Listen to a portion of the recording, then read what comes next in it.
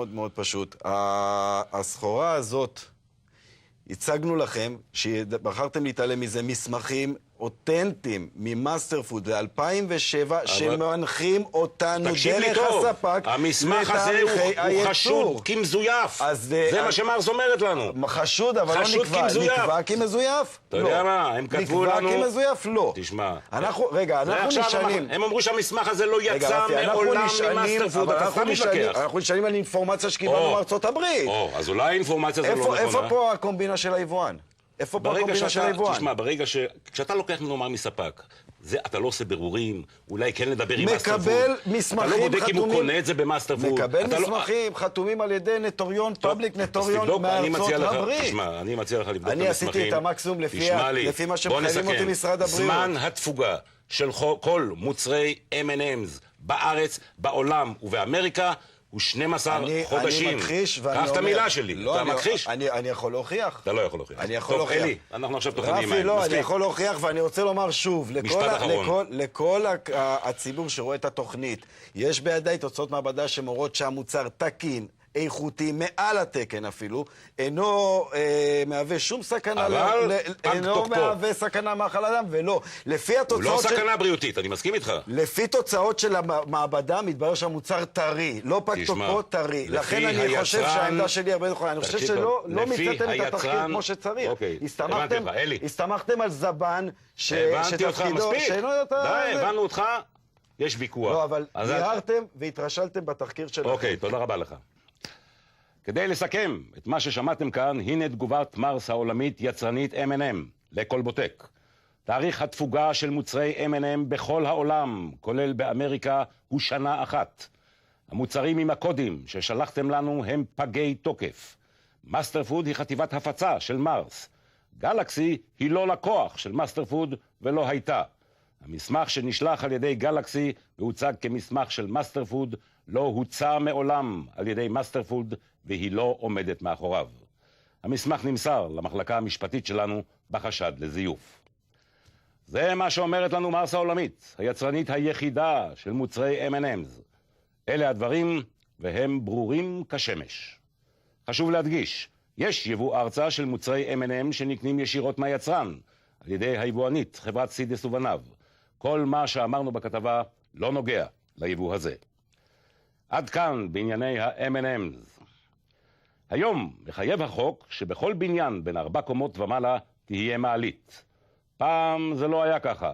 לא היו מעליות ודיירי הקומה הרביעית היו מטפסים עד כלות הנשימה. חברת אמיקופ התמחתה בהתקנת מעליות בבניינים ישנים. הדיירים, רובם קשישים וחולים, שברו חסכונות כדי לממן התקנת מעלית בביתם שתהפוך את חייהם לקלים ונוחים. נכון להיום, המסכנים נשארו עם חור בכיס וחור בבית. כתבתם של יעל דמרי, רון כהן, שרון פרץ ושירה וייס. חברת אמיקופ מתמחה בהוספת מעליות לבניינים ישנים. מעלית היא לא מותרות, אלא ממש תוספת הכרחית, כאשר מדובר בבניין דירות ישן המאכלס דיירים קשישים, משפחות צעירות עם תינוקות ואנשים בעלי מוגבלויות. המעלית הופכת את חייהם לאיכותיים יותר, וגם מעלה את ערך הבניין ושווי הדירות ב10-20%. חברת אמיקופ היא חברה ותיקה ומוכרת, אבל בחודשים האחרונים היא הפכה יעד לזעם ותסכול של עשרות לקוחות מאוכזבים. הטענה של כולם, שילמנו, אין מעלית ואין עם מי לדבר. גם כאשר אמיקופ החלה את העבודות, היא לא סיימה, ועזבה בניינים עם פיר פעור, מדרגות מסוכנות וחלונות פרוצים. דיירי הבניין ברחוב רבי מאיר בעל הנס ברמת גן החליטו לשדרג את הבית בו הם חיים. הם סיכמו עם חברת אמיקופ על התקנת מעלית, בניית מחסנים ושיפוץ כללי של פנים הבניין. 430,000 שקל דרשה אמיקופ. נחתם הסכם ושולמה מקדמה של 140,000 שקל. חלפו חודשים, ובניגוד להבטחותיה, אמיקופ אפילו לא התחילה את העבודות בבניין. הגענו לאמיקופ כי הם נראו חברה מאוד אמינה ומאוד יציבה, והם עשו רושם מאוד מאוד חיובי. לא הלכנו על ההצעה הכי זולה, אבל הלכנו לחברה שנראתה לנו הכי אמינה. בבית ברחוב בילו 64 בתל אביב מתגוררת ניצולת השואה אניה שיינברג, בת 85. אניה חולה בסרטן, ובזכותה קיבל הבניין אישור למעלית.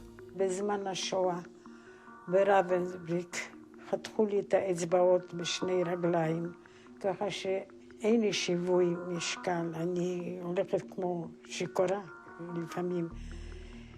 והחלטנו השנים שנעשה מעלית פה. אני כבר לא יכולה לעלות לזה.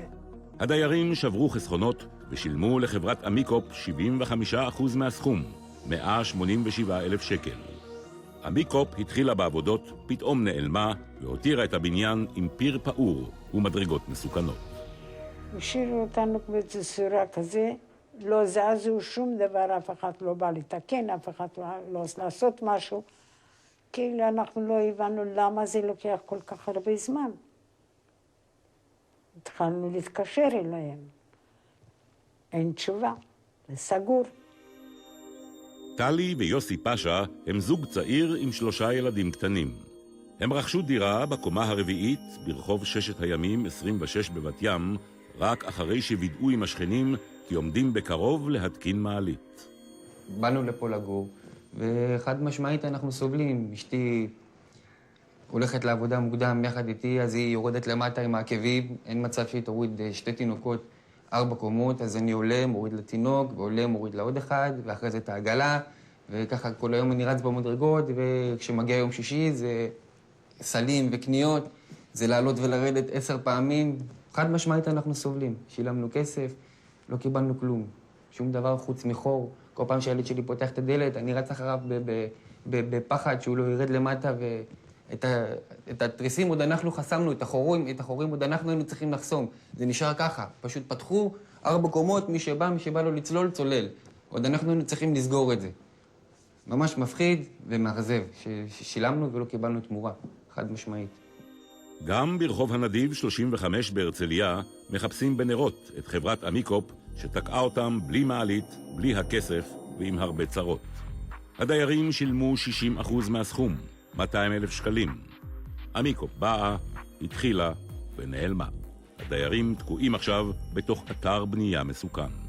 המדרגות צרות, לא יציבות ומלוכלכות, ואת לא יודעת מה עוד יקרה מחר. כי זה כל האפר מסביב, את לא יודעת אם זה יציב או שזה יהיה בסדר או לא, אם תעמדי על מדרגה והיא תתמוטט לך תחת הרגל.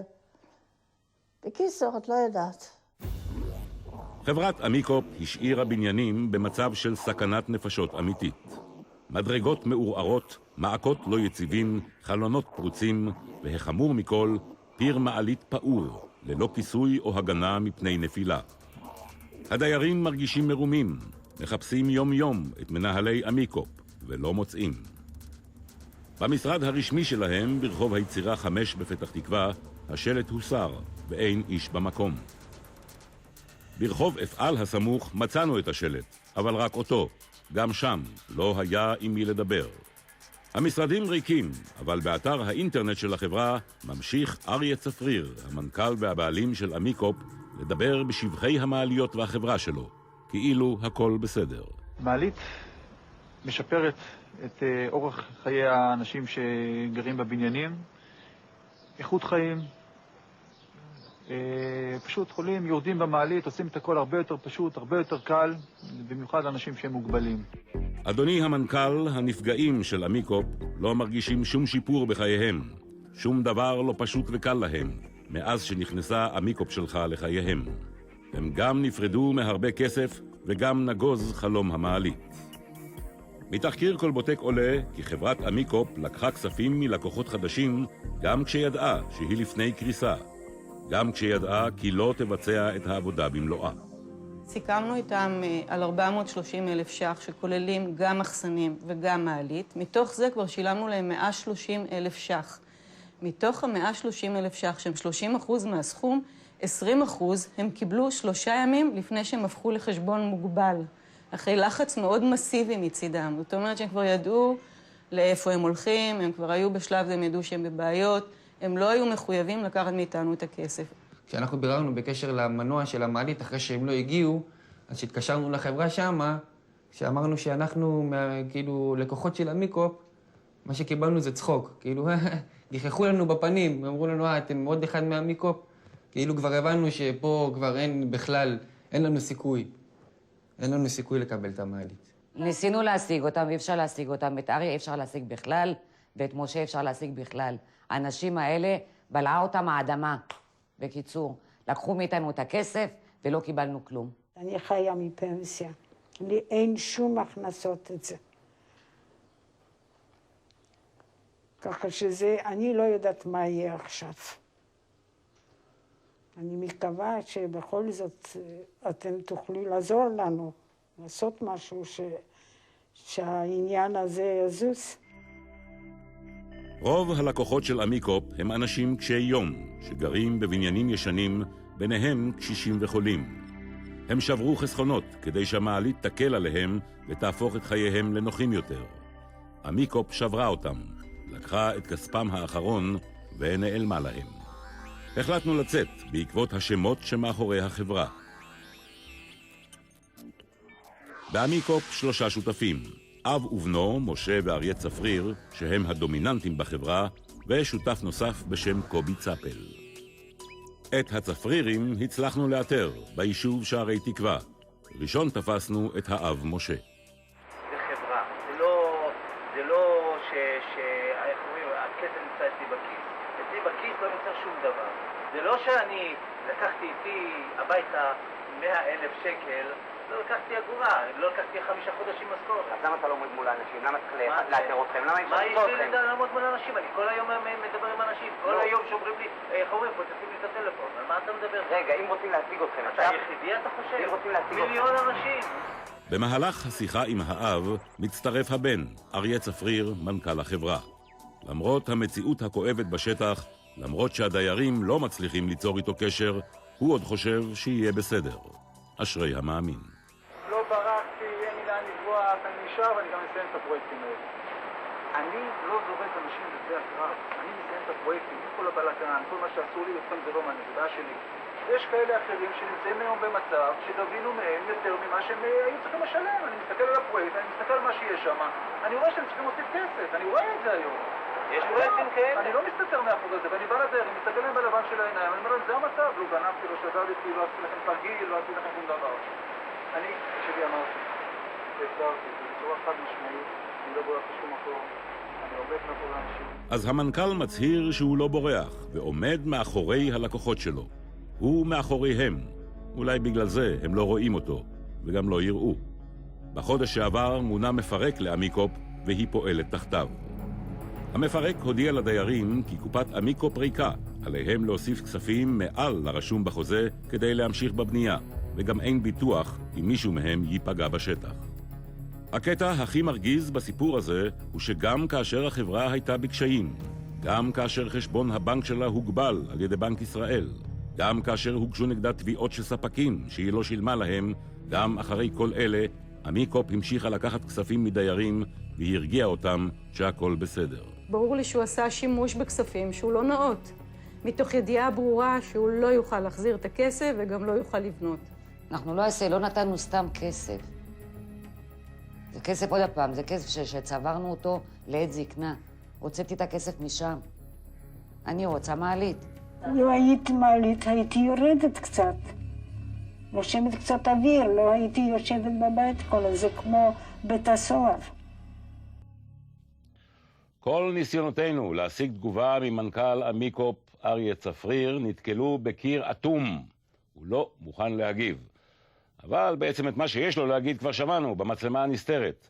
וגם זה לא רלוונטי עכשיו. כי בית המשפט מינה מפרק לחברה, הדיירים ייאלצו להוסיף כסף. והמפרק הוא שיטפל בסיום העבודות. נמשיך לעקוב. אנחנו יוצאים עכשיו להפסקת פרסומות אחרונה. ומיד בסיומה נספר לכם על גנב המצלמה מהשבוע שעבר, שלא נח לרגע. וכבר למחרת השידור נכנס לעסק אחר, וגנב שוב. זיהיתם אותו בקלות. שמו איליה מגרילישווילי, והוא נעצר. הערב נבקש את עזרתכם בזיהויו של אלמוני שגנב כסף ורכוש מחדרם של עולים חדשים באולפן לעברית. על גנבים ועונשם,